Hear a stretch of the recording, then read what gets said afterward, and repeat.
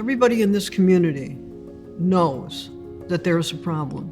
Many of the houses here have had that problem in their family. Everybody knows. This is a condition that exists out here, and we were shining a light on it to talk about what it really was. It's an addiction.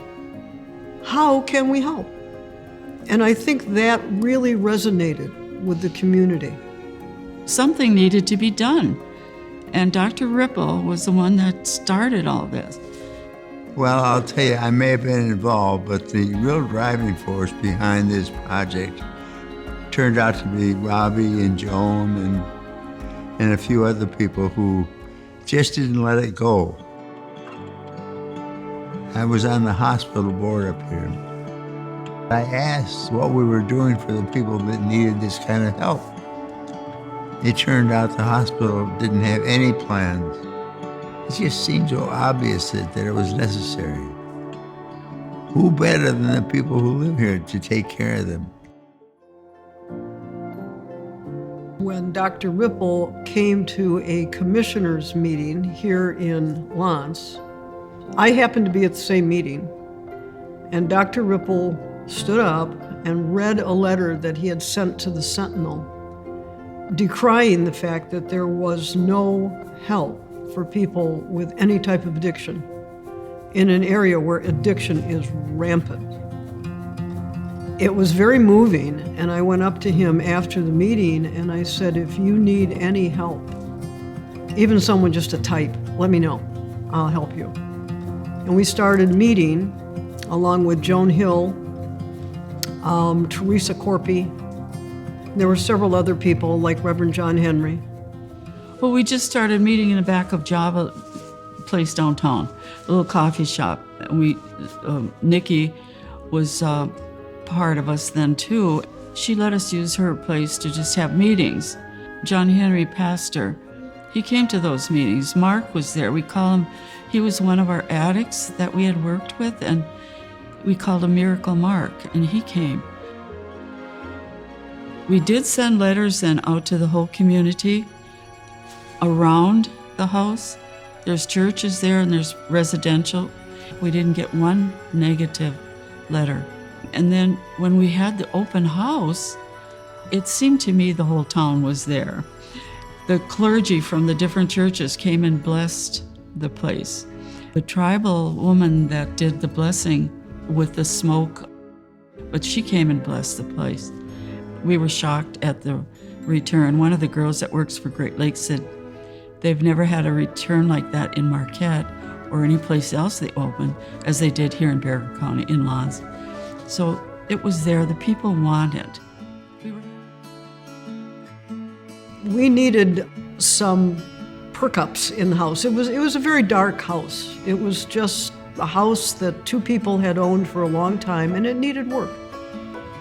I cannot tell you how many people volunteered to help.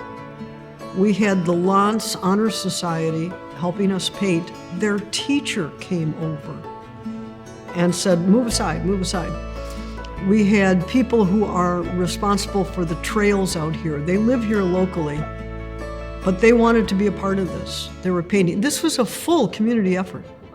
Nothing happened here, right down to the snow plowing, that you didn't have to ask, it just got done. It was fantastic.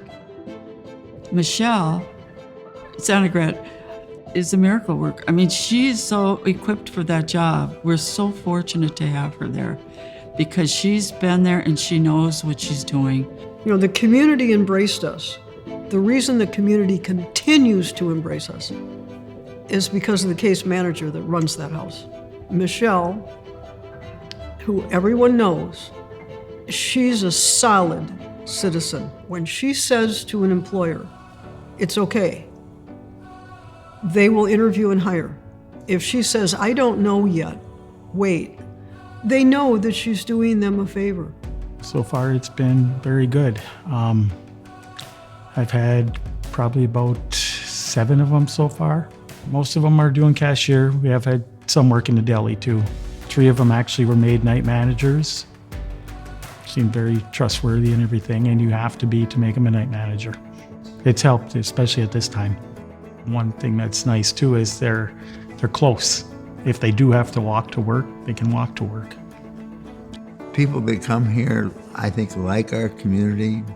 The community has been good to them. I'm pretty sure that we're a blueprint for other places that might want to do the same thing.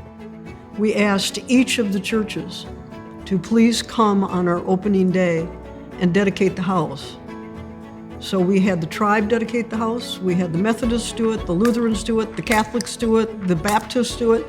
We said this is a community involvement for everybody, and anyone can come to this house and know that it is accepted in your community. Great Lakes Recovery and Portage Health Foundation, they set us on the right path. We thought that we wanted a detox center. They said, no, you don't. You want a recovery center. In recognition of Dr. Ripple, who will not admit this, it was named after Doctor and his wife, who were very instrumental in getting everything accomplished, both on the ground, financially, and from the heart. If it weren't for them, I don't know that Great Lakes would have been as excited. But the fact of the matter is, DART became a partner to Great Lakes Recovery, and they showed us the right way to do it. Well, I don't know that it would have happened had we not coexisted with Great Lakes Recovery. And you know, that also happened because of, I think, one member of our group in particular, and that was Joan. She really identified a possible partner in Great Lakes Recovery, and it's turned out to be an ideal situation. They are a very empathetic organization. I don't believe there's any ulterior motive other than helping people. I always remember Greg Toutant, who is the CEO of Great Lakes, when we were looking at the house and it needed some things, and he got out an old lawnmower out of one of the sheds in the back and started cutting the grass, and that's the kind of guy he is. It's a house. It's not a clinical setting. It's a warm, embracing house, and frankly, that's what L'Anse is. L'Anse is an embracing community, and this is something that has worked beautifully. The Ripple House is like the third step of recovery, so the people that come there can go to college, they can get jobs, they can pay their own rent after a couple months, and they can further their education. And we now have meetings at the house for AA, NA. I just met a girl who lives downstate, and she's a nurse, and her story is just so sad. She's just been through hell and back. It's amazing. She just feels secure there. She feels safe there.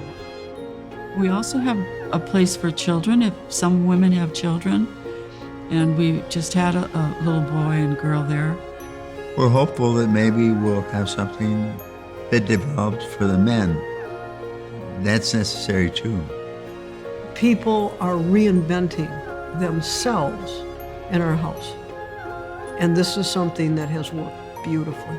The people here in our community, they were looking for a way to get it done, and it turned out, as far as I know, to be the best way. We never would have gotten it done on our own, I don't believe. Maybe something, but not what we've got.